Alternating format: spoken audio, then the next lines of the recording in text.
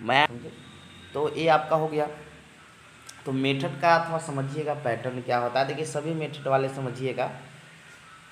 देखिए सभी मेथड का पैटर्न एक तरह से देखा जाए तो आपका सेम ही होता है, समझे।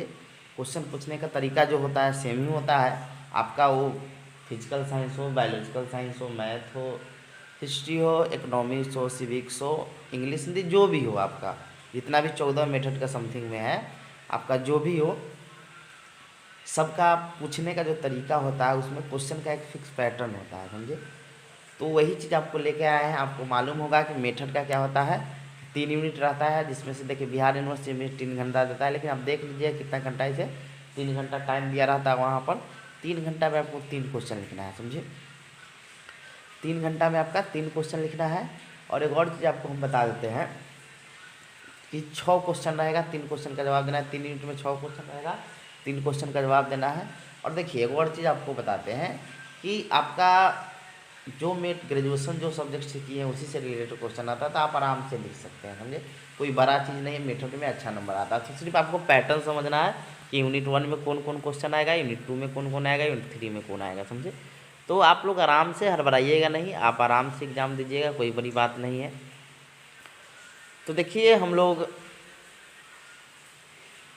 आते हैं यूनिट 1 पर। तो पहले हम क्वेश्चन डिस्कस कर देते हैं यूनिट 3 का, यूनिट 1, 2, 3 का, फिर हम आंसर आपको बताएंगे, समझे। देखिए यूनिट 1 में आपका ये पहले एक क्वेश्चन आप पहले क्या तैयारी कीजिएगा, कोई भी मेथड हो, कि पहले आप जो भी आपका मेथड हो, जैसे मान लीजिए फिजिक्स हो, फिजिकल साइंस में आपका फिजिक्स और केमिस्ट्री दोनों आता है, तो फिजिक्स हो या फिजिकल साइंस हो या बायोलॉजिकल साइंस हो या आपका मैथ हो, तो एक क्वेश्चन आप बना लीजिएगा, उसकी क्या प्रकृति, अर्थ, परिभाषा क्या है, कोई भी आपका मेथड हो, क्योंकि उससे क्वेश्चन देखिए ये तो फर्स्ट टाइम होता है, लेकिन हो सकता है कि आ सकता है, कोई ठीक नहीं है, समझे। तो एक क्वेश्चन आप ये तैयार कर लीजिएगा, समझे। कोई भी मेथड हो, आपका मैथ हो तो मैथ का क्या अर्थ, प्रकृति, परिभाषा, ये उद्देश्य क्या है, एक क्वेश्चन यहाँ पे एक बना लीजिएगा प्लीज़, क्योंकि ये आपका बेस क्वेश्चन है और ये उससे कोरिलेट क्वेश्चन है, समझे। तो आ सकता है यूनिट 1 में एक क्वेश्चन तो आप कहीं के लिए यूनिट 1 में ही आपको 2 क्वेश्चन और पढ़ना है जो आपका आता ही आता है। एक आता है पाठ सागामी क्रिया, यानी कोर करिकुलम एक्टिविटी, जैसे CCA बोलते हैं आप लोग, उसका फाइल भी बनाए होंगे,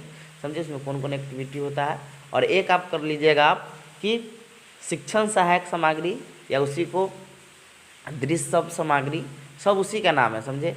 सीखने के संसाधन, या आपका दे दे कि शिक्षण अधिगम सामग्री क्या है, यानी TLM के आप नाम सुने होंगे, TLM के बारे में पढ़ना है, टीचिंग लर्निंग मटेरियल, समझे, ये सब उसी का नाम है। तो ये आप 3 क्वेश्चन कर लीजिएगा यूनिट 1 में, समझे, आपके लिए बहुत लीजिए, ये तीनों को देख के जाइएगा। यूनिट 2 में आपका इकाई योजना, पाठ योजना और माइक्रो टीचिंग यानी सूक्ष्म शिक्षण, इससे क्वेश्चन आपका आता है।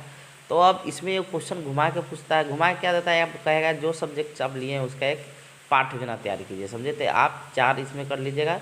इकाई योजना पढ़ लीजिए, कि पिछले साल आप देख लीजिए कौन नहीं पूछा, देखिए रिपीट भी क्वेश्चन हो जाता है, इसलिए आप इकाई योजना पढ़ लीजिएगा, पाठ योजना पढ़ लीजिएगा और सूक्ष्म शिक्षण, और एक पाठ योजना बना लीजिएगा जो आपका सब्जेक्ट है उसको, जो इस पर अच्छा कमांड है आपको, जो टॉपिक पर, उसको आप एग्जाम में बना दीजिएगा। यूनिट 2 का कथा कहानी खत्म हो गया। देखिए यूनिट 3 सबसे आसान है, क्योंकि यूनिट 3 में आपका C9 से क्वेश्चन आता है। मापन मूल्यांकन जो पढ़े हुए हैं C9 में, जो आप पढ़े हुए हैं, मापन मूल्यांकन, उपलब्धि परीक्षण, निवेदनात्मक मूल्यांकन, निर्माणात्मक योगात्मक मूल्यांकन, ये सब देखिए। तो आप जो C9 का यूनिट 1, 2 पढ़ा हुआ है ठीक से, उसी से क्वेश्चन आता है आपका। सतत व्यापक मूल्यांकन, ये सब आपका क्वेश्चन आ सकता है। तो यूनिट 3 में आपका C9 से क्वेश्चन आता है। तो C9 जो पढ़ लिए, यूनिट 3 समझिए उसका हो गया मेथड का। ये आपका तीनों यूनिट समझा दिया। आइए हम क्वेश्चन पर आते हैं। पहले हम पाठ सागामी क्रिया आपको पढ़ाते हैं, समझे। देखिए सिंपल भाषा में आपको समझाएंगे कि पाठ सागामी क्रिया क्या होता है, समझे। उसके बाद आपको बताएंगे कौन कौन उसमें क्रिया करवाया जाता है, फिर आपको शिक्षण सीखने के संसाधन यानी शिक्षण सहायक सामग्री पढ़ाएंगे। तो देखिए क्वेश्चन आपका है पाठ सागामी क्रिया। अब पाठ सागामी क्रिया क्या होता है, नहीं वैसी क्रिया जो पाठ से संबंधित, क्रिया तो बहुत प्रकार की होती है, लेकिन वैसी क्रिया जो पाठ से संबंधित हो, आपके सिलेबस से संबंधित हो, और जो बालक के सर्वांगीण विकास करे, उसे पाठ सागामी क्रिया कहते हैं। इसको सिंपल भाषा में बता रहे हैं। देखिए अब इसका मैं तो इंट्रोडक्शन लिखा नहीं है, लेकिन आपको बताते हैं इंट्रोडक्शन कैसे लिखिएगा। तो लिखिएगा, हम जानते हैं कि वर्तमान समय की शिक्षा प्रणाली बाल केंद्रित शिक्षा प्रणाली है। तो शिक्षण में बालकों के सर्वांगीण विकास के लिए पाठ्यक्रम में या पाठचर्या में पाठ सागामी क्रिया का होना अति आवश्यक है। क्योंकि पाठ से आगामी क्रिया के द्वारा बालकों का सर्वांगीण विकास किया जाता है, उसका चारित्रिक, नैतिक ये सब विकास किया जाता है, समझे। फिर उसके बाद लिख सकते हैं इसको, समझे। तो देखिए लिखा हुआ है, ये सब जोड़ के आप, क्योंकि आप लोग ये चीज़ कर चुके हैं जी, इसीलिए आपको बताने की ज़रूरत नहीं है, समझे।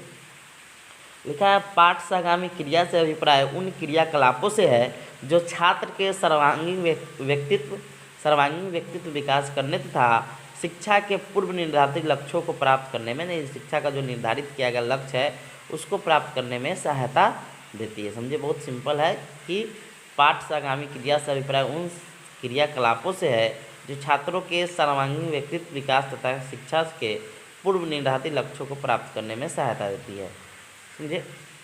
इस संबंध में प्रोफेसर पठान ने इन क्रियाओं को परिभाषित करते हुए लिखा है कि पाठ्यक्रम से आगामी क्रिया से तात्पर्य उन छात्र क्रियाओं से है जिनमें छात्र अध्यापक आप लोग होते हैं, समझे।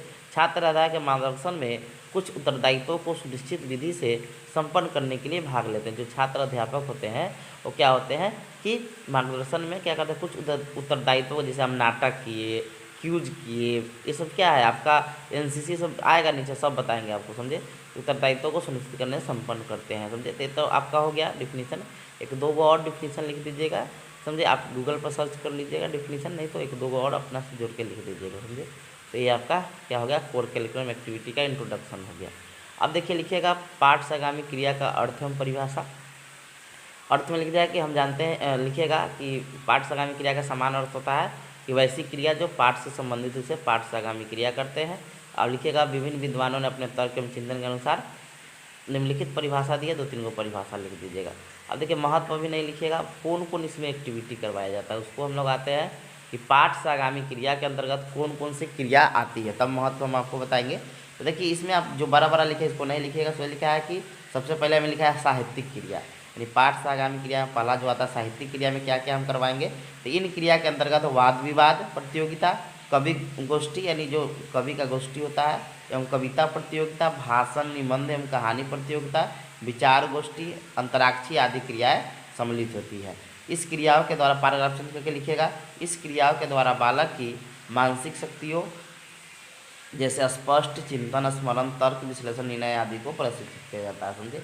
अब इतना लिख सकते हैं, या लिख सकते हैं इससे आत्मव्यक्ति या आत्म प्रदर्शन की अवसर भी प्रदान होता है, समझे। ये चीज़ आपका हो गया। दूसरा आपका है विद्यालय प्रतियोगिता।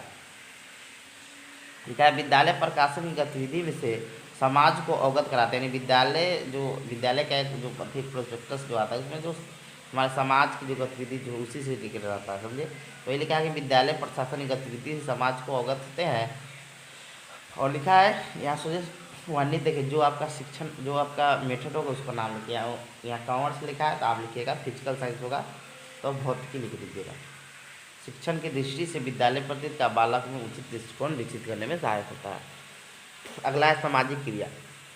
क्या समानता इन क्रियाओं के अंतर्गत समाज सेवा, क्लब, श्रमदान, स्काउटिंग नहीं स्काउट एंड गाइड होता है, जूनियर रेड क्रॉस, प्राथमिक चिकित्सा दल आदि क्रियाओं आती है। इसके द्वारा बालक को समाज में संपर्क में लाया जाता है, साथ ही सामाजिक जीवन से प्रत्यक्ष एवं वास्तविक अनुभव प्रदान किए जाते हैं। इतना आप लिख सकते हैं। यानी यहाँ श्रमदान का मतलब है कि जो वह श्रमदान नगर या ग्राम की सड़कों की मरम्मत एवं नवीन सड़कों निर्माण में छात्रों करवा सकते हैं, समझे। अब आ कहते हैं हम लोग शारीरिक क्रिया। इसके अंतर्गत संगठित खेलकूद, पीटी, व्यायाम आदि क्रियाएं आती है, समझे। इसमें आप लिख सकते हैं। अगला है वाणिज्य आप नहीं लिखे क्योंकि ये स्पेशल उसी के बारे में बोल रहा है, समझे। अब आ गया विद्यालय परिषद या संसद। लिखा है कि विद्यालय परिषद छात्रों को लोकतांत्रिक जीवन शैली से अवगत कराने वाली एक महत्वपूर्ण पाठ्यक्रम से आगामी क्रिया है। इसमें छात्र अपने प्रतिनिधि भेजते हैं। इसमें अध्यक्ष, उपाध्यक्ष, सचिव, ट्रस्टीदार आदि पदाधिकारी होते हैं। इन पदाधिकारियों के अतिरिक्त कुछ सदस्य होते हैं। विद्यालय परिषद इन सदस्यों को कुछ समिति जैसे सांस्कृतिक समिति, आर्थिक समिति, ये सब का निर्माण करवाती है कि इसका डिपार्टमेंट स्वच्छता वाला डिपार्टमेंट इसके पास रहेगा, आर्थिक जिसे नहीं कैबिनेट में बंटवारा होता है ये डिपार्टमेंट, ये सब। अगला है सेमिनार। लेकिन वाणिज्य शिक्षण या आप जो शिक्षण होगा आपका फिजिक्स या मैथ जो गणित शिक्षण होगा, तो गणित शिक्षण सेमिनार या संगोष्ठी का आयोजन करके विभिन्न व्यापारिक मतलब आप लिख दीजिएगा, यहाँ व्यापारी नहीं लिखिएगा, आप लिखिएगा अपने चिंतन मनन संबंधित समस्याओं पर विचार विमर्श किया जाता है, ये लिख सकते हैं। आगे आपका वाद विवाद प्रतियोगिता। लिखा है कि वाणिज्य शिक्षण या जो आपका होगा उसमें लिखिएगा इस पाठ्यक्रम की सहगामी क्रिया का सबसे बड़ा ही लाभप्रद है। इसके द्वारा छात्रों को तत्कालिक घटनाओं और समस्याओं से अवगत कराया जाता है। समझे, ये सब आप लिख सकते हैं। अगला है क्यूज प्रतियोगिता। छात्रों से प्रश्न करके तथा उससे उत्तर प्राप्त करने की प्रतियोगिता का आयोजन गणित शिक्षण या वाणिज्य से जो भी है बहुत लाभप्रद होता है। इतना लिख सकते हैं। थोड़ा थोड़ा एक्सप्लेन कीजिए, ज़्यादा नहीं लंबा हो जाएगा। प्रदर्शनी हो गया, तो आपका प्रदर्शनी में ये सब आपका चलाएगा कि वाणिज्य शिक्षण प्रदर्शनी के आयोजन में छात्रों का समान ज्ञान, ये सब आप। उसके बाद दीवार मैंगनीज हो गया, ये सब आप वर्णन कर सकते हैं। इसको आप कर लीजिएगा, एकदम सिंपल है, ज़्यादा भारी नहीं है। अब इसका महत्व देख लेते हैं। महत्व इसको लिख दीजिएगा आपका कि छात्रों के लिए क्या महत्व है। तो मूल प्रवृत्तियों का शोधन तथा मार्गीकरण। मूल प्रवृत्तियों का शोधन मतलब आप इसके द्वारा अच्छा वर्क कर लीजिएगा। आप जो वर्क नहीं करना है वो वर्क कर सकते हैं। दूसरा, सामाजिक भावना का विकास, नागरिकता की शिक्षा प्रदान करना, अवकाश के समय का सदुपयोग करना सिखाती है। व्यक्तित्व तथा अंतर्निहित शक्तियों का विकास करती है। कोई एक्टिविटी कीजिएगा उससे। नैतिकता का विश्वास करती है। अनुशासन स्थापना में सहायक होती है। मानवीय गुणों का विकास करती है। मनोरंजन के स्वस्थ साधन जुटाती है। व्यापारिक ज्ञान प्रदान। ये सब क्या हो गया आपका छात्रों के लिए उद्देश्य हो गया, इसका महत्व हो गया। समझे, तो ये आपका क्या हो गया पाठ से आगामी क्रिया आप आराम से लिख सकते हैं। बहुत सिंपल है, कोई ज़्यादा भारी नहीं है कि जो आप लोग नहीं लिख सकते ना, सिंपल है। समझे, इसमें पाठ से आगामी क्रिया का उद्देश्य भी लिख सकते हैं। बालकों के सर्वांगीण विकास करने के लिए, उसके व्यक्तित्व का विकास करने के लिए, उसके सामाजिकता का विकास करने के लिए। आप जोड़ने के लिए इसको 10 पेज में भी लिख सकते हैं। इसको हम समझा दिए हैं, आप आराम से 10 पेज में भी इसको लिख सकते हैं। कोई बड़ी चीज़। पाठ से आगामी क्रिया का सिंपल मतलब है कि वैसी क्रिया जो पाठ से संबंधित हो, विद्यालय में करवाई जाती हो, इससे बालक का सर्वांगीण विकास, उसके व्यक्तित्व का विकास, उसकी पर्सनालिटी का विकास हो। इससे बालक में क्योंकि वाद विवाद चाहे कोई भी जो होता है ना पाठ से आगामी क्रिया का, उसका मुख्य उद्देश्य क्या होता है, आप में आत्मविश्वास है, आप में आत्म व्यक्ति का मौका मिले, ये सब अवसर मिले, ये सब के लिए किया जाता है। समझ। अब आते हैं हम लोग शिक्षण सहायक सामग्री में। समझे, जो आपका बहुत इम्पोर्टेंट है। समझे, शिक्षण सहायक सामग्री बहुत इम्पोर्टेंट है आपका। तो आइए हम लोग आते हैं थोड़ा शिक्षण सहायक सामग्री को देखते हैं। समझे, पहला क्वेश्चन आपका हो गया कि पाठ से आगामी क्रिया बहुत इम्पोर्टेंट है। समझे, अभी भी हम क्वेश्चन करवा लिए हैं, वो भी आप लोग देख लीजिए। दूसरा क्वेश्चन है आपका यूनिट 1 का ही है, पाठ से आगामी क्रिया। पाठ से आगामी क्रिया क्या होता है, पाठ से आगामी क्रिया तो आपका 1 नंबर हो गया। दूसरा है शिक्षण सहायक सामग्री, या इसी को सीखने के साधन बोलते हैं, यानी उससे जल्दी हम सीख लेते हैं। TLM टीचिंग लर्निंग मटेरियल आप नाम सुने होंगे, या इसी को श्रव्य दृश्य सामग्री भी बोलते हैं, या सर्व, जो भी सब इसमें चलाता है। समझे, तो आइए हम स्टार्ट करते। लिखा है, हम जानते हैं कि वर्तमान समय की शिक्षा प्रणाली बाल केंद्रीय शिक्षा प्रणाली है, जिसमें बालक के रुचि, आवश्यकता आदि को ध्यान में रखकर शिक्षा दी जाती है। शिक्षण अधिगम प्रक्रिया में सीखने के संसाधन एक महत्वपूर्ण भूमिका अदा करते हैं। सीखने के संसाधन वे संसाधन हैं जिन्हें शिक्षक पाठ्यक्रम द्वारा निर्धारित अधिगम की अपेक्षा पूरी करने हेतु शिक्षार्थियों की सहायता के लिए प्रयोग करते हैं। यानी कहने का मतलब क्या हुआ कि शिक्षण अधिगम जो प्रक्रिया में जो सीखने के संसाधन है क्या करते हैं, महत्वपूर्ण भूमिका अदा करते हैं। सीखने के संसाधन वे संसाधन हैं जिनसे शिक्षक पाठ्यक्रम द्वारा निर्धारित अधिगम की अपेक्षा पूरी करने हेतु शिक्षार्थियों की सहायता के लिए प्रयोग करते हैं। समझे, शिक्षक जब सीखने के संसाधन का प्रयोग करते हैं तो विषय वस्तु रुचिपूर्ण बन जाती है, जिससे छात्र सक्रिय होकर विषय वस्तु को समझ लेते हैं। सीखने के संसाधन बोलिए या शिक्षण सहायक सामग्री बोलिए, सब उसी का नाम है। सीखने के संसाधन को शिक्षण अधिगम सहायक सामग्री या टीचिंग लर्निंग मटेरियल, यानी टीचिंग लर्निंग मटेरियल TLM भी कहते हैं। समझे, शिक्षक को शिक्षण में तथा छात्र को अधिगम में जो सामग्री सहायता उत्पन्न करे उसे शिक्षण सहायक सामग्री यानी शिक्षण अधिगम सहायक सामग्री भी TLM भी कहते हैं। समझ गए, यानी TLM का मतलब क्या, जैसे मान लीजिए आपको कोई चीज़ मतलब TLM के माध्यम से पढ़ाया जाएगा, वो चीज़ आप जल्दी सीख लीजिएगा। जैसे मान लीजिए आपको त्रिभुज ही पढ़ाना है, त्रिभुज को आप प्रत्यक्ष रूप से दिखा के पढ़ाया जाए तो आप उस चीज़ को जल्दी सीख लीजिएगा। शिक्षण सहायक सामग्री विषय वस्तु को रोचक एवं सीखने वाले के लिए आनंदमय बना देती है। सीखने के संसाधन का प्रयोग छात्रों के अध्ययन के प्रति रुचि उत्पन्न करने एवं ज्ञान को अस्थायी बनाने के लिए शिक्षक के द्वारा किया जाता है। एक चीनी कहावत है कि जिसे बाद में मेरिया मोंटेसरी ने भी कहा है कि जो मैं सुनता हूँ मैं भूल जाता हूँ, जो मैं देखता हूँ मैं याद रख सकता हूँ, लेकिन जो मैं करता हूँ मैं समझ जाता हूँ। इंग्लिश में लिखा है the thing which I here I may forget the, यानी कह रहा है कि जो मैं देखता सुनता हूँ उसे भूल जाता हूँ, लेकिन मैं जो देखता हूँ वो याद रख सकता हूँ, लेकिन जो करके नहीं बोलते, करके सीखना पर जोर दिया जाता है, यानी जो हम करता हूँ उसको अब कभी नहीं भूल सकता। यानी टीएलएम यानी सीखने के संसाधन प्रतिभाशाली एवं मंद बुद्धि दोनों प्रकार के बालकों के लिए उपयोगी है। इससे प्रतिभाशाली बालकों के चिंतन में गति एवं स्पष्टता आती है तथा मंदबुद्धि बालकों में सूक्ष्म प्रत्यय सूत्रों सिद्धांतों को स्थूल रूप से समझने का विकास होती है। अब इसका अर्थ में परिभाषा देखते हैं। सीखने के संसाधन का अर्थ है कि शिक्षक को शिक्षण में तथा छात्र को अध्ययन में जो संसाधन मदद करता है उसे सीखने के संसाधन कहते हैं। शिक्षा में संसाधन का अर्थ कोई विधि पदार्थ या मशीन उपकरण होता है जो शिक्षक द्वारा विषय को स्पष्ट करने या सजीव करने के लिए प्रयोग करता है। विभिन्न विद्वानों एवं शिक्षा शास्त्रियों ने अपने तर्क एवं चिंतन के आधार पर सीखने के संसाधन का या शिक्षण अधिगम सहायक सामग्री निम्न परिभाषा दी है। पहला डिफिनीशन आपका है तो कोयलोए अमेदाय और अत्ता के अनुसार शिक्षण अधिगम संसाधन एक वस्तु है जिसे शिक्षक अपने शिक्षार्थियों को अधिगम में सहयोग करने, ज्ञान की समझ, अवधारणा, सिद्धांत और कौशलों की समझ हेतु प्रयोग करता है। जैसा कोठारी आयोग 1964-66 के अनुसार कि शिक्षण की गुणवत्ता में सुधार करने के लिए प्रत्येक विद्यालय में सहायक सामग्री उपलब्ध कराना अति आवश्यक है। सहायक सामग्री वास्तव में अपने देश में शैक्षिक क्रांति ला सकती है। अगला है हेफोल्ड के अनुसार कि शिक्षण अधिगम संसाधन छात्रों को सीखने में सहयोग करते हैं और सहारा देते हैं। अगला है ग्रोस एवं अन्य के अनुसार कि शिक्षण अधिगम संसाधन वे अधिगम संसाधन है जो प्रभावी अधिगम के लिए महत्वपूर्ण है। अगला है क्लास के अनुसार कि शिक्षण अधिगम संसाधन वे उपकरण है जिन्हें कक्ष में शिक्षक अपने शिक्षार्थियों हेतु जल्दी और समग्र रूप से सीखने में सहायता करने हेतु प्रयोग करते हैं।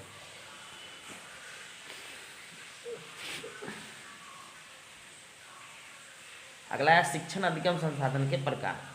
लिखा है शिक्षण अधिगम प्रक्रिया को प्रभावी बनाने हेतु वर्तमान समय में अनेक संसाधन उपलब्ध हैं।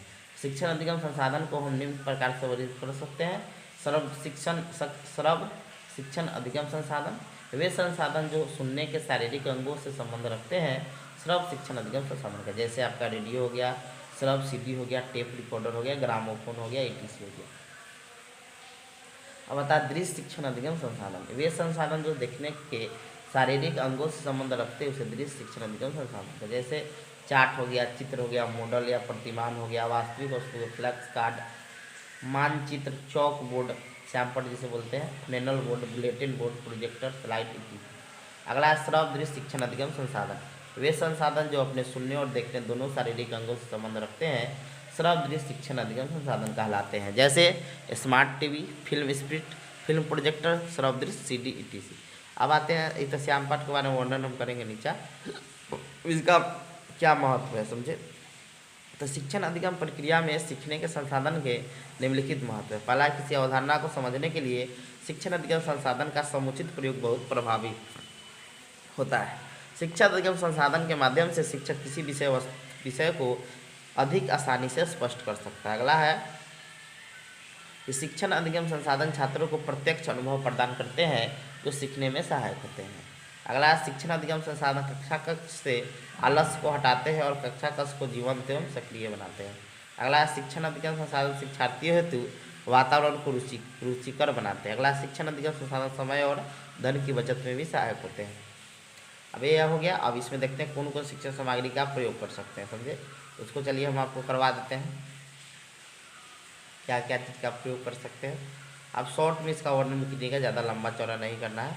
तो सबसे पहले हम आते हैं श्यामपट्ट के बारे में समझे। श्यामपट्ट थोड़ा थोड़ा वर्णन कीजिएगा नहीं तो बहुत लंबा आपका आंसर चल जाएगा। श्यामपट्ट ब्लैक बोर्ड जिसे श्यामपट्ट शिक्षकों को उपलब्ध सर्वाधिक महत्वपूर्ण साधनों में से एक है। दुर्भाग्यवश भारत में एक सर्वाधिक अपेक्षित विद्यालय उपकरण है। देखते हैं ब्लैक बोर्ड टूटा रहता है, ये सब रहता है तो इसको उपेक्षित कर दिया जाता है। विद्यालय भवनों का निर्माण कराते समय कक्षाओं में श्यामपट्ट के लिए पर्याप्त एवं उपयुक्त स्थान रखने की ओर ध्यान नहीं दिया जाता है। औसतः यह खेदजनक स्थिति है, मतलब ये चीज़ है तो ये थोड़ा हो गया। अब श्यामपट्ट क्या होता है, काले रंग का होता है जो आकर्षणहीन होता है समझे, परंतु इसका ठीक ठाक उपयोग किया जाता है समझे, ये चीज़ हो गया। और श्यामपट्ट को कभी भी आपको 45 डिग्री के एंगल पर लिखना चाहिए समझे, 45 डिग्री। तो ये चीज़ आपका हो गया, तो ये चीज़ है। अगला है फ्लैनल बोर्ड। लिखा है कि और लिख लीजिएगा जो श्यामपट्ट होता है क्या होता है, सर्व आपका दृश्य सामग्री होता है समझे। अगला है फ्लैनल बोर्ड, यह भी आपका दृश्य सामग्री है, इसको फ्लेनल ग्राफ भी कहते हैं। यह लकड़ी का बोर्ड है जिस पर फ्लैट यानी नमदा का फ्लालेन चढ़ा रहता है। इस पर चित्रों को केवल थोड़ा सा दबाकर चिपकाया जाता है, यानी चिपकाने में कांटी लगा होता है, समझे, ये चीज़ है। तो ये जी आप कर सकते हैं। अगला है बुलेटिन बोर्ड जिसे बोलते हैं। दृश्य शब्द साधन के रूप में इस ये आपका क्या है, ये भी आपका दृश्य साधन है, समझे कि दृश्य साधन के रूप में इस पट का शैक्षिक महत्व बहुत अधिक है, परंतु हमारे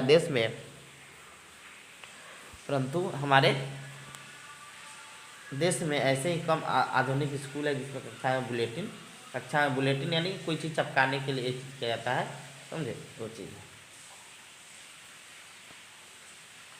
इसी बुलेटिन बोर्ड पर लिखा रहता है, समझे। अगला है चित्र। पिक्चर के द्वारा भी प्रत्यक्ष वस्तु तथा मॉडल के अभाव में अध्यापक चित्रों का प्रदर्शन करता है, यानी आपके पास मॉडल नहीं है, कोई वस्तु नहीं है, तो आप चित्र के द्वारा ही बच्चा को पढ़ा सकते हैं। बालक चित्रों में रुचि लेते हैं। चित्र बालक के ज्ञान को स्थायी बनाने में सहायता करते हैं। चित्र भी हो गया। आगे आपका हो गया मानचित्र, मैप बोलते हैं। तो भूगोल ये सब में मानचित्र शिक्षण बहुत अति होता है। भूगोल हो गया, वाणिज्य हो गया, समझे, ये सब हो गया, तो आप कर सकते हैं। अगला है मानचित्र के बाद है ग्राफ। ग्राफ के द्वारा भी आप किसी चीज़ को बता सकते हैं।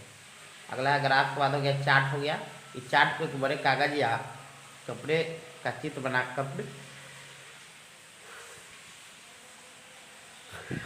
बना कक्षा में दिखाया जाता है, समझे, ये हो गया चित्र हो गया। उसके बाद आपको प्रत्यक्ष वस्तु में आपका आ जाता है, बहुत चीज़ आता है, लेजर, रोटरी, बहुत चीज़ इसमें आता है। तो इसमें प्रत्यक्ष वस्तु में आप लिख सकते हैं।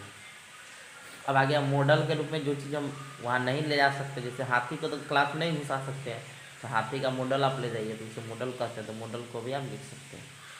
मॉडल के बाद नमूना हो गया, सैंपल कोई चीज़ का आप ले जा सकते हैं, जैसे आपको कोयला पर आया था, कोयला दिखा सकते हैं, तो चीज़ है। अगला है स्लाइड होता है, मतलब स्लाइड का कोई चीज़ होता है, वो भी आपका इसी में आता है। अगला है आपका प्रोजेक्टर भी इसी में आता है, समझे। अगला है टेप रिकॉर्डर भी इसी में आता है कि टेप रिकॉर्डर शिक्षण का एक सहायक साधन है, शिक्षण का स्थान नहीं ले सकता है। इसका उपयोग तभी किया जाता है जब किसी सहायता से बालक की तथ्य या घटना को अधिक नई तरह से समझ सकता है, समझे। रेडियो हो गया आपका, टेलीविज़न हो गया, ये सब आपका। इसका थोड़ा थोड़ा आप क्या कीजिएगा, वर्णन कर दीजिएगा, समझे। अब हम लोग आते हैं यूनिट 1 कंप्लीट हो गया। आइए यूनिट 2 में आते हैं हम लोग। यूनिट 2 में आपका क्या क्या पूछता है ये हम समझते हैं। इसमें आपका 3 क्वेश्चन एकदम VVI है। पाठ योजना क्या है, और आपको एक अपने सब्जेक्ट से एक पाठ योजना बना के याद करके ले जाइएगा। दूसरा आपका रहेगा इकाई योजना, और तीसरा आपका यूनिट प्लान। लेकिन कबो को आपका सूक्ष्म शिक्षण वही माइक्रो टीचिंग हुआ, कबो को आपका शिक्षण कौशल भी पूछ देता है, तो उसको भी थोड़ा हम पढ़ा देंगे। और यूनिट 3 उसके बाद आएंगे। देखिए लिखा हुआ है कि पाठ योजना कक्षा कक्ष की वह पूर्व लिखित योजना है जिसमें शिक्षक पाठ के प्रयोजन और उद्देश्य की प्राप्ति के लिए प्रयोग में लाई जाने वाली विधियों को निश्चित करता है। हम जानते हैं कि शिक्षण के लिए एक योजना बनाना अध्यापक के दैनिक क्रियाकलाप का एक भाग है। एक दैनिक पाठ योजना शिक्षक द्वारा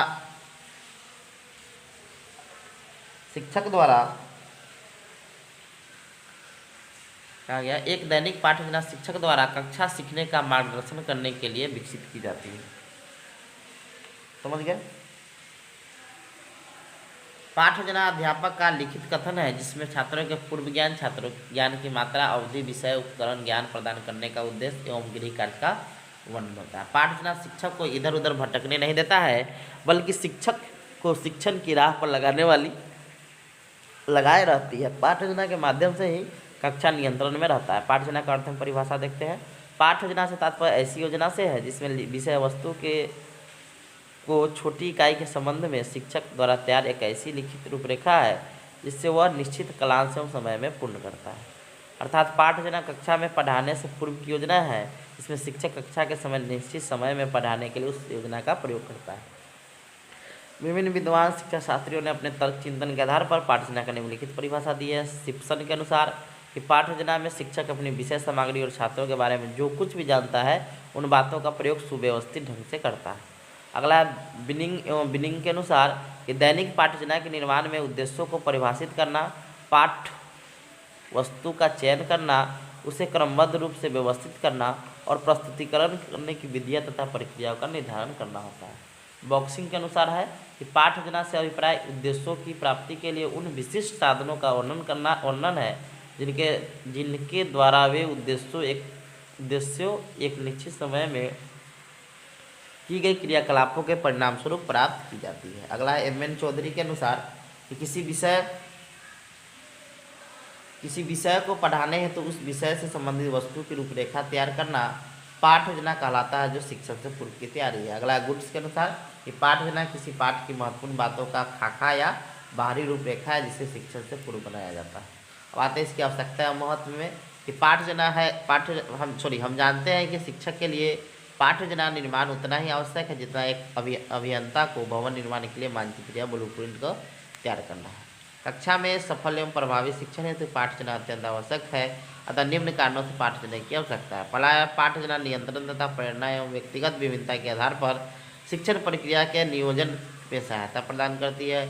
यह शिक्षण कार्य को निश्चित सीमा में रखकर शिक्षक के समय एवं श्रम की बचत करती है। यह कक्षा शिक्षण को अव्यवस्था एवं विचारहीनता से दूर रखकर सफल बनाती है। पाठ योजना बालकों को पूरा ज्ञान देता है जिस पर आदमी शिक्षण आधारित होता है, जिसे छात्र नवीन ज्ञान का निर्माण करता है। अगला मनोवैज्ञानिक दृष्टि से पाठ को सरल, स्पष्ट एवं रुचिकर बनाने के लिए आवश्यक होती है। पाठ योजना के द्वारा विद्यार्थियों की तर्क शक्ति, कल्पना शक्ति एवं विभिन्न प्रकार की मानसिक शक्तियों का विकास हेतु एक निश्चित दिशा में होता है। अगला है पाठ योजना अध्यापक के लिए पथ प्रदर्शक एवं मित्र का कार्य करती है। पाठ योजना के माध्यम से शिक्षक से केवल शिक्षण की क्रियाओं तथा सहायक सामग्री की पूर्ण जानकारी हो जाती है।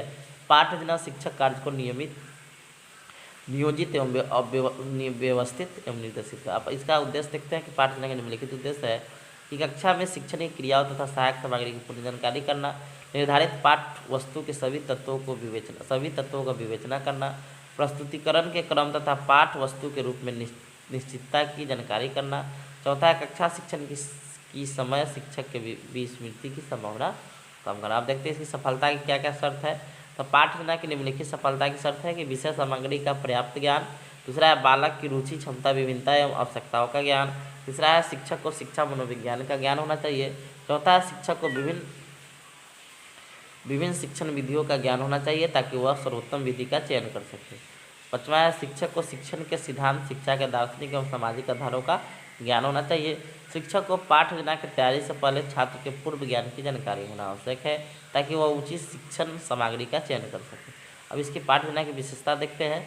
पहला, अध्यापक में आत्मविश्वास उत्पन्न होता है, पहला हो गया। दूसरा, पाठ योजना शिक्षक को उचित मार्गदर्शन देती है। तीसरा, पाठ योजना समय अनुकूल एवं क्रमबद्ध होती है। चौथा, एक समय में हमें क्या पढ़ना है इसका प्रारूप जिस योजना में स्पष्ट होता है वह पाठ योजना होता है। अब आते हैं पाठ योजना से पता चलता है कि क्या और कैसे पढ़ना है। पाठ योजना लिखित एवं स्पष्ट होनी चाहिए। अगला है पाठ योजना लचीली होनी चाहिए तथा परिस्थितियों के अनुसार उसमें परिवर्तन लाया जा सकता है। अगला है पाठ योजना में भाषा की सरलता स्पष्ट होनी चाहिए। अगला है आदर्श पाठ योजना विद्यार्थियों की पूर्व ज्ञान पर आधारित होनी चाहिए। अगला है पाठ योजना किसी न किसी उद्देश्य पर आधारित होता है। पाठ योजना में बोधगात्मक एवं विकासात्मक प्रश्न का प्रयोग होता है। अब इसकी रूपरेखा देखते हैं। तो पहला है समान सूचना में जनरल इन्फॉर्मेशन में क्या रहेगा, इसमें पढ़ाई जाने वाली पाठ का शीर्षक, कक्षा, क्लास, अवधि, विषय, प्रकरण, दिनांक आदि को शामिल किया जाता है। जिस विद्यालय में शिक्षण किया जाना है उसका नाम भी आवश्यक लिखना चाहिए। समान उद्देश्य क्या है, पाठ योजना में समान उद्देश्य विषय के उद्देश्य को लिखा जाता है, यानी विषय से रिलेटेड उद्देश्य होता है। विशिष्ट उद्देश्य में आप इसमें प्रकरण के उद्देश्य को यानी टॉपिक के उद्देश्य को लिखा जाता है। शिक्षण बिंदु टीचिंग पॉइंट हो गया, इसमें लिखा जाता है कि आपको कितना शिक्षण बिंदु पढ़ाना है। जैसे जल आप पढ़ा रहे हैं तो जल क्या है, जल के प्रकार। अब हो गया शिक्षण सहायक सामग्री, टीचिंग मटेरियल ऐड, शिक्षण को सरल रुचिकर बनाने के लिए सहायक सामग्री का प्रयोग किया, जैसे चौक, डस्टर, कैंपर, चौट, मॉडल इत्यादि। प्रीवियस ज्ञान, पूर्व ज्ञान, अध्यापक पूर्व ज्ञान के आधार पर ही पाठ योजना को आरंभ करता है। आप देखिए अब हो गया प्रस्तावना प्रश्न होता है पूर्व ज्ञान के बाद, कि पूर्व ज्ञान के आधार पर शिक्षक प्रश्नों द्वारा पाठ को प्रस्तावित करता है। प्रस्तावना का अंतिम प्रश्न समस्यात्मक होता है। आप देखिए प्रस्तावना के बाद आपका होता है आपका उद्देश्य कथन, तब प्रस्तुतिकरण होता है। तो चलिए उसके बाद है आपका प्रस्तावना हो गया, उसके बाद उद्देश्य कथन। तो शिक्षक समस्यात्मक प्रश्न के बाद यह घोषणा करता है कि वह कक्षा में किस प्रकरण पर शिक्षण कराएगा। उसके बाद हो गया कि पाठ योजना के किस भाग में छात्रों के सामने नवीन ज्ञान प्रस्तुत करना, ये प्रस्तुतिकरण में होता है। तो आपका प्रस्तावना के बाद उद्देश्य कथन, तब प्रस्तुतिकरण। अब बताया बोध प्रश्न, शिक्षक पढ़ाएगा पाठ में से प्रश्न पूछता है उसे बोध प्रश्न कहते हैं। मूल्यांकन, अध्यापक द्वारा पढ़ाएगा पाठ के अंत में ऐसे प्रश्न पूछे जाते हैं जिनसे यह ज्ञात होता है कि बालकों ने कहाँ तक नवीन ज्ञान सीखा है। अब गृह कार्य हो गया, पाठ के अंत में बालकों के पाठ से संबंधित कुछ कार्य घर के लिए देना चाहिए तथा उसकी जाँच अगले दिन भी करनी चाहिए। अब इसका देखते हैं क्या क्या ध्यान देने योग्य बात है। पहला हम जानते हैं कि शिक्षण की कुशलता एवं सफलता बहुत हद तक पाठ योजना के निर्माण पर भी निर्भर करता है। अतः पाठ योजना बनाते समय निम्न बातों पर ध्यान देना चाहिए। पहला है विद्यार्थियों की शारीरिक एवं मानसिक योग्यता एवं क्षमताओं को जान लेना चाहिए। दूसरा है पाठ योजना निर्माण में आवश्यकता अनुसार परिवर्तन की जाने हेतु स्थान देनी चाहिए। तीसरा है पाठ योजना बनाते समय कक्षा स्तर का ज्ञान आवश्यक होना चाहिए। चौथा है विद्यार्थी को पूर्व ज्ञान की जानकारी शिक्षक को जरूर होना चाहिए। अगला अध्यापक को पाठ के लिए आवश्यक सामग्री का निर्धारण तथा उसके प्रयोग को सुनिश्चित करना चाहिए। पाठ योजना का निर्माण करते समय शिक्षक को समय का पूरा ध्यान देना चाहिए। अब इसका लाभ देखते हैं। पाठ योजना कक्षा कार्य को निश्चित करके अध्यापक को शिक्षण पथ से विचलित नहीं करता। पाठ योजना सर्वोत्तम शिक्षण विधियों के चयन के लिए शिक्षक की सहायता करता है।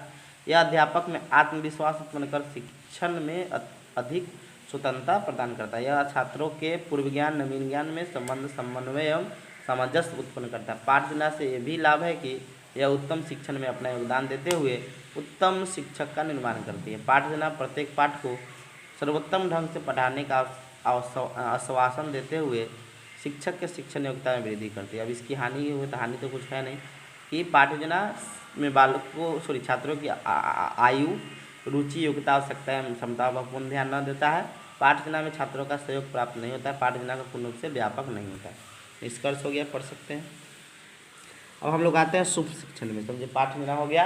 अब आएगा, हाँ, एक पाठ योजना आप बना लीजिएगा अपने चैप्टर से, कोई भी आपका पाठ से 9th 10th कोई भी तो आप बना लीजिएगा। समझे, 9th से पूछे तो 10th का कोई दिक्कत नहीं, जो भी आपको एक पाठ योजना पढ़ के गए हैं उसको लिख लीजिएगा। समझे। अब हम लोग आते हैं सूक्ष्म शिक्षण में। सूक्ष्म शिक्षण बहुत छोटा शिक्षण होता है, आपको भी पता है।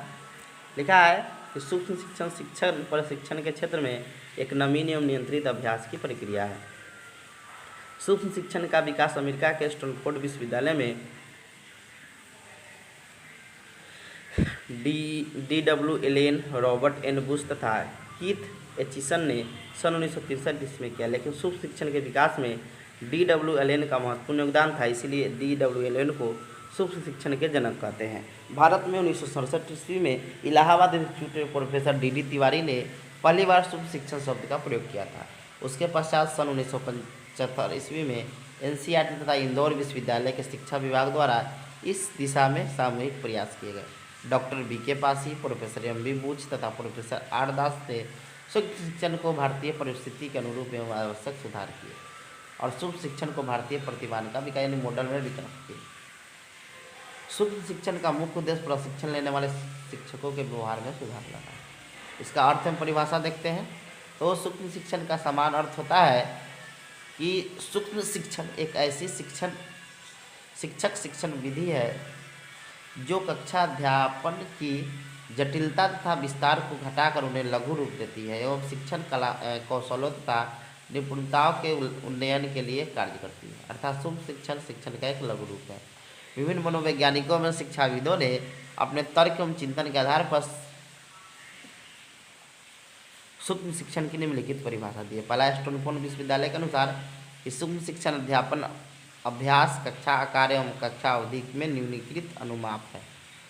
दूसरा डिफिनीशन है आपका A.W.D. एलेन के अनुसार कि सूक्ष्म शिक्षण समस्त शिक्षण को लघु क्रियाओं में बांटता है। अगला है B.M. शोर के अनुसार कि सूक्ष्म शिक्षण कम अवधि कम शिक्षण क्रियाओं वाली प्रविधि है। अगला है B.K. पासी के अनुसार कि सूक्ष्म शिक्षण एक प्रशिक्षण विधि है जिसमें छात्राध्यापक किसी एक शिक्षण कौशल का प्रयोग करते हुए थोड़ी अवधि हेतु छोटे समूह को एक संप्रदायात्मक पढ़ाता है। अब हम लोग आते हैं सूक्ष्म शिक्षण की विशेषता में। यह छात्र अध्यापक के व्यवहार पर केंद्रित विधि है। सूक्ष्म शिक्षण कम समय में अधिक गुणवत्ता प्रदान करने की विधि है। सूक्ष्म शिक्षण प्रशिक्षण को सफल बनाती है। इस प्रकार के शिक्षण विधि में एक समय में एक ही कौशल का विकास किया जाता है। इस प्रकार के शिक्षण विधि के समय की बचत होती है। सूक्ष्म शिक्षण में छात्रों की संख्या 5 से 6 रखी जाती है। सूक्ष्म शिक्षण विधि के द्वारा छात्र अध्यापक भावी शिक्षण अपने स्वयं का मूल्यांकन कर सकते हैं। सूक्ष्म शिक्षण में समय की अवधि भी कम दिया जाता है, लगभग 5 से 10 मिनट है। अब आते हैं इसका आधारभूत सिद्धांत क्या। अपनी पुस्तक माइक्रो टीचिंग ए डिस्क्रिप्शन जो अमेरिका के स्टैनफोर्ड विश्वविद्यालय का प्रकाशन में एलेन और यार ने सूक्ष्म शिक्षण को अग्रलिखित 5 आधारभूत सूत्रों में आधारित बताया। सूक्ष्म शिक्षण वास्तविक शिक्षण है। इसमें समान कक्षा शिक्षण की जटिलता को कम कर दिया जाता है, जैसे विषय वस्तु शिक्षण अवधि एवं छात्र संख्या को कम करना होता है। इसमें एक समय में एक ही शिक्षण कौशल का प्रशिक्षण पर बल दिया जाता है। इसमें शिक्षण कौशल का वांछित अभ्यास कराया जाता है। इसमें प्रतिपुष्टि का समुचित उपयोग किया जाता है। अब इसका चक्र देखते हैं। 36 मिनट का एक होता है। पहला पाठ योजना बना के पहले इसलिए आते हैं, फिर शिक्षण कराते हैं 6 मिनट, फिर प्रतिपुष्टि 6 मिनट में दिया जाता है। फिर आपका पुनः योजना 12 मिनट में बनता है। पुनः शिक्षण कराया जाता है 6 मिनट में। पुनः प्रतिपुष्टि 6 मिनट में, ये 36 मिनट आपका चलता है। चक्र हो गया पाठ योजना, पढ़ाई करना, फीडबैक, पुनः पाठ योजना निर्माण करना, पुनः शिक्षण करना, पुनः फीडबैक, ये सब होता है। एनसीईआरटी के अनुसार सूक्ष्म शिक्षण चक्र की अवधि 36 मिनट की होती है। पाठ योजना इसे शिक्षक पहले से तैयार करके कक्षा में जाता है, समझे। शिक्षण में 6 मिनट, फीडबैक में 6 मिनट, पुनः योजना में 12, पुनः शिक्षण में 6, पुनः फीडबैक। अब देखते हैं इसकी प्रक्रिया में 100 पाठ। अब देखिए पहला पाठ योजना निर्माण में क्या होता है। छात्र अध्यापक को एक शिक्षण कौशल जैसे वर्णन करना, व्याख्या करना, प्रश्न पूछना आदि में से किसी एक जिससे कि छात्र अध्यापक को सीखना है का ज्ञान उसे प्रशिक्षण की परिस्थिति में कराया जाता है और उस पर आधारित सूक्ष्म शिक्षण की पाठ योजना तैयार की जाती है। दूसरा हो गया द्वितीय सोपान में कक्षा शिक्षण आता है। छात्र अध्यापक छोटे से पाठ को अपने सहयोगी छात्रों द्वारा 5 मिनट 6 मिनट तक पढ़ाता है। यह सोपान सूक्ष्म शिक्षण की शिक्षण सत्र कहलाती है।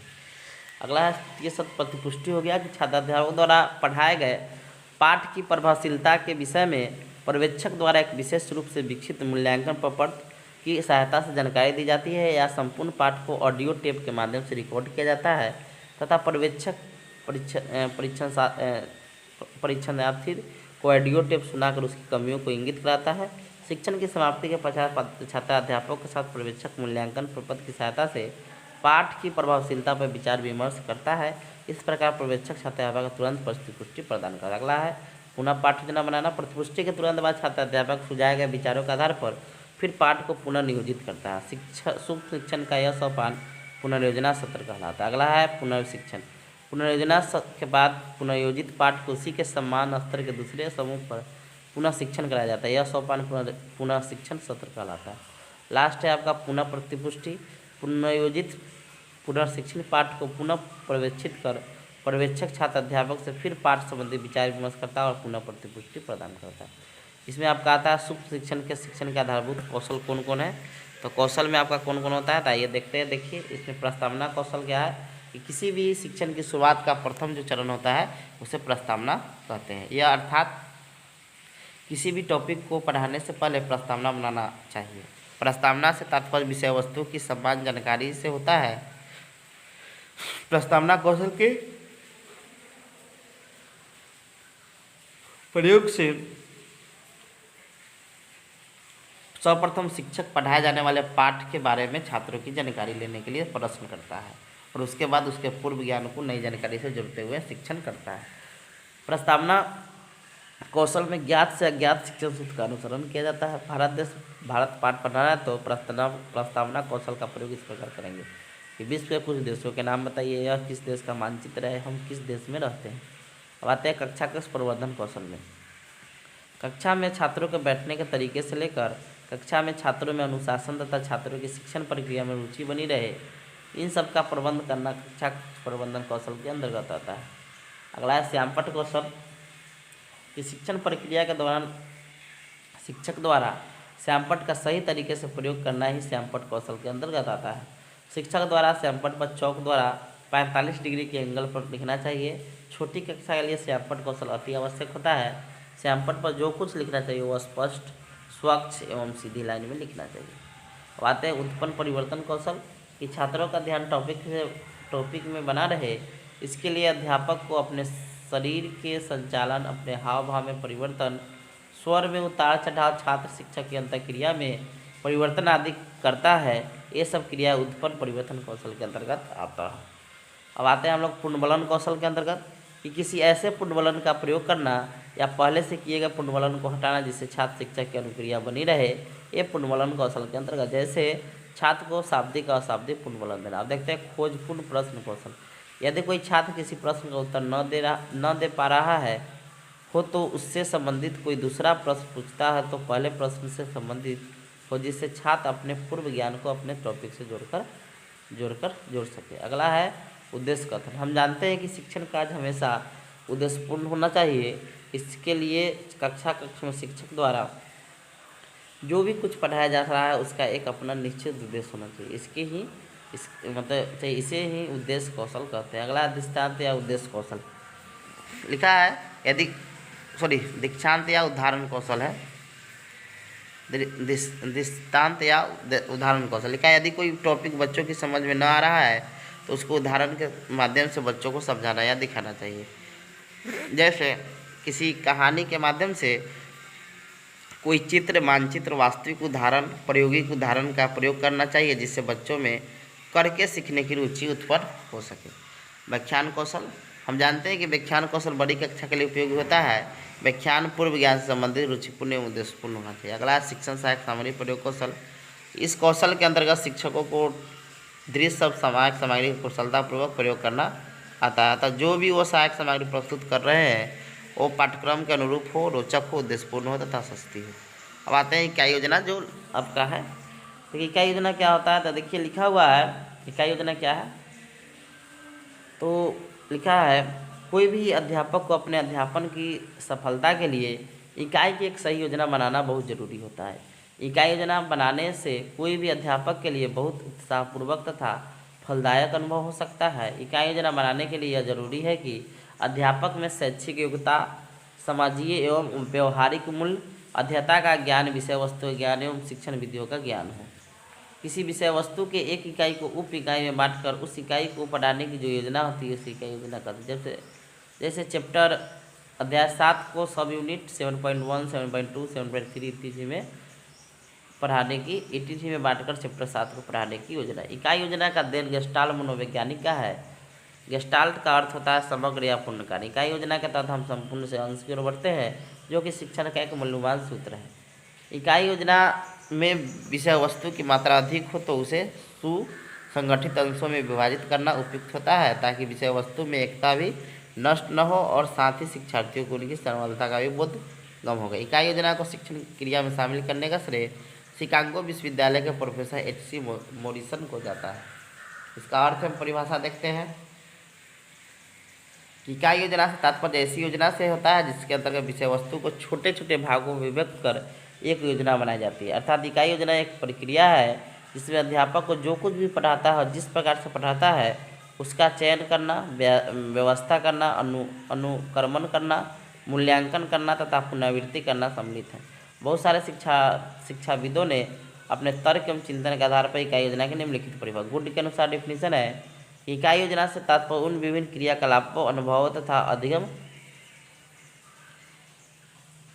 अधिगम सामग्रियों से है जिसे शिक्षक के नेतृत्व में विद्यार्थियों के लिए प्रकाश में लाया जाता है। दूसरा है बोरिक के अनुसार इकाई योजना जो कुछ भी अध्यापक पढ़ाना चाहता है उसका ब्लूप्रिंट तैयार करना है।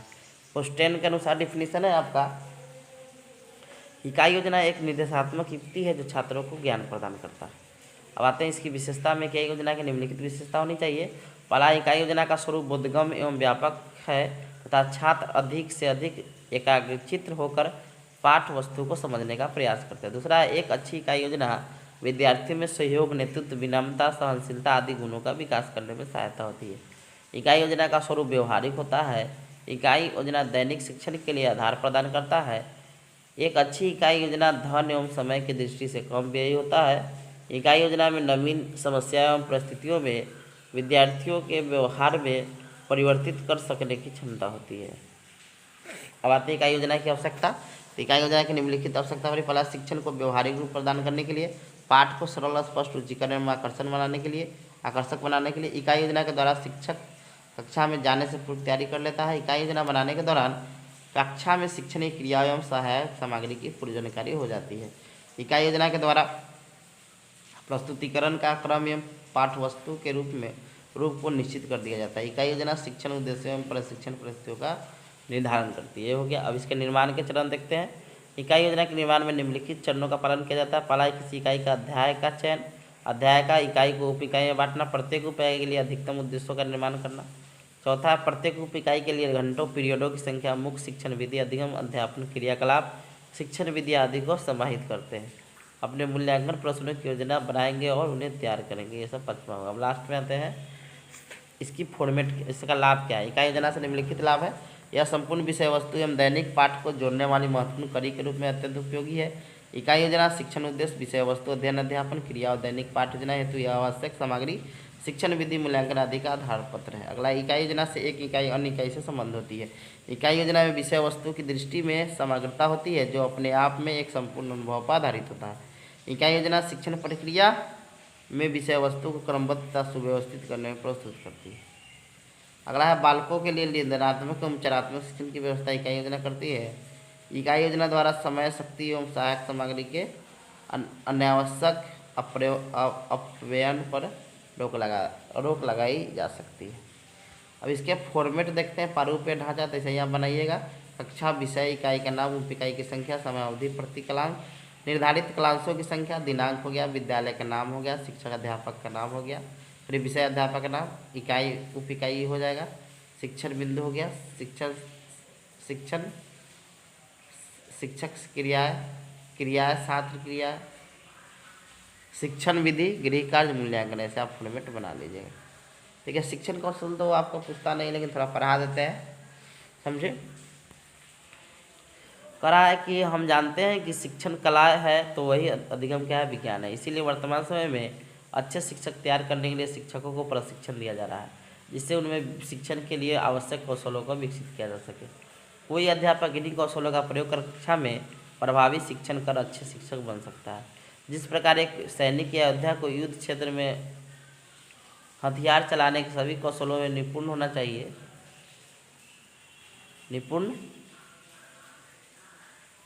चलाने के सभी कौशलों में निपुण होना आवश्यक है, ठीक उसी प्रकार एक सफल शिक्षक होने के लिए शिक्षण कौशलों की जानकारी होना आवश्यक है। अतः एक अध्यापक के लिए यह आवश्यक हो जाता है कि वह शिक्षण कौशलों का संप्रत्यय को समझे, उनकी अवधारणा से परिचित हो और उन शिक्षण कौशलों पर उनका पूर्ण अधिकार प्राप्त करने में समर्थ हो, तभी वह एक सफल, निपुण, प्रभावी शिक्षक बन जाता है। अब इसका अर्थ हम परिभाषा देखते हैं कि शिक्षण कौशल का अर्थ है कि प्रत्यक्ष रूप से अध्यापक अधिगम को सरल एवं सहज बनाने के उद्देश्य से किए जाने वाले शिक्षण कार्य के व्यवहारों का समूह शिक्षण कौशल कहलाता है। अर्थात शिक्षण प्रक्रिया में शिक्षक के द्वारा प्रश्न पूछना, व्याख्यान देना, सहायक सामग्री का प्रदर्शन करना, पुनर्बलन देना, उदाहरण प्रस्तुत करना आदि कार्य करने होते हैं, जिसके द्वारा वो अपने शिक्षण प्रक्रिया को सरल, सुगम एवं रुचिपूर्ण बना सके। इन्हीं संपूर्ण प्रक्रिया को शिक्षण कौशल कहा जाता है। विभिन्न शिक्षा शास्त्री एवं मनोवैज्ञानिकों ने अपने तर्क एवं चिंतन के आधार पर शिक्षण कौशल के निम्न परिभाषा दिए हैं। पहला है बीके पासी के अनुसार कि शिक्षण कौशल उन परस्पर संबंधित शिक्षण क्रियाओं या व्यवहारों का समूह है जो विद्यार्थियों के अधिगम में सहायता देता है। दूसरा है वाइट के अनुसार कि शिक्षण कौशल शिक्षण व्यवहारों से संबंधित वह संपूर्ण स्वरूप है जो कक्षा के अंतर क्रिया द्वारा उन विशिष्ट परिस्थितियों का जन्म देता है जिससे सीखने में सुगमता प्रदान हो। डॉक्टर कुलश्रेष्ठ के अनुसार है कि शिक्षण और कौशल शिक्षक के हाथ में वह शस्त्र है जिसका प्रयोग करके शिक्षक अपनी कक्षा शिक्षण को प्रभावी तथा सक्रिय बनाता है। अगला है NL केज के अनुसार कि शिक्षण कौशल के वे अनुदेशात्मक क्रियाएं और विधियां हैं जिनका प्रयोग शिक्षक अपनी कक्षा में अधिगम को सरल एवं सुगम बनाने के लिए करता है। अगला है आनंद राज के अनुसार कि शिक्षक द्वारा शिक्षण कार्य करते हुए अपने शिक्षण को प्रभावपूर्ण, रुचिपूर्ण एवं उद्देश्यपूर्ण बनाने के लिए जो कुछ भी किया जाता है उसे शिक्षण कौशल कहते हैं। इसकी विशेषता देखते हैं। पहला है आपका शिक्षण कौशल शिक्षण प्रक्रिया को प्रभावशाली बनाते हैं। शिक्षण कौशल के प्रशिक्षण से शिक्षण के व्यवहार में परिवर्तन आते हैं। शिक्षण कौशल कक्षा में शिक्षक की परिस्थिति उत्पन्न करती है। चौथा है शिक्षण कौशल शिक्षण उद्देश्यों की प्राप्ति में सहायक होती है। अगला है शिक्षण कौशल विषय वस्तु को सरल एवं सुगम बनाती है। शिक्षण कौशल विशिष्ट लक्ष्यों की प्राप्ति में से। अब इसके प्रकार में प्रस्तावना ये सब आपको पढ़ा दिए हैं सूक्ष्म शिक्षण माइक्रो टीचिंग में, एक सेम वही है, इसको कर दीजिए। अब देखिए ये तो यूनिट 2 क्लियर हो गया। यूनिट 3 में देखिए इसका हम नहीं करवाएंगे, आप C9 में वो चीज़ हम आपको पढ़ा दिए हैं, समझे। आज C9 का वीडियो बनाएंगे, आज तो हो सकता है लेकिन C9 में आपको पढ़ा दिया क्या क्या पढ़ लीजिएगा, सुन लीजिए। मापन पढ़ लीजिएगा, मूल्यांकन पढ़ लीजिएगा, समझे। मापन या मूल्यांकन के उपकरण पढ़ लीजिएगा, समझे। विशेषता ही सब आ जाएगा आपके इसी में। फिर उसके बाद उपलब्धि परीक्षण, निधनात्मक परीक्षण, गेस किए क्वेश्चन आप देख सकते हैं। तो ये सब जो पढ़ लीजिएगा आपका आराम से क्वेश्चन लिखा जाएगा। एक तो मापन मूल्यांकन से क्वेश्चन रहता ही रहता। उपलब्धि परीक्षण हुआ आपका, सतत व्यापक मूल्यांकन हुआ, निधनात्मक परीक्षण हुआ या योगात्मक या निर्माणात्मक मूल्यांकन पूछता है, तो ये सब क्वेश्चन आपका रहेगा। तो देख लीजिएगा, समझे। आपका एक कर लीजिएगा, इतना आपका एग्जाम अच्छा जाएगा, समझे। Thank you.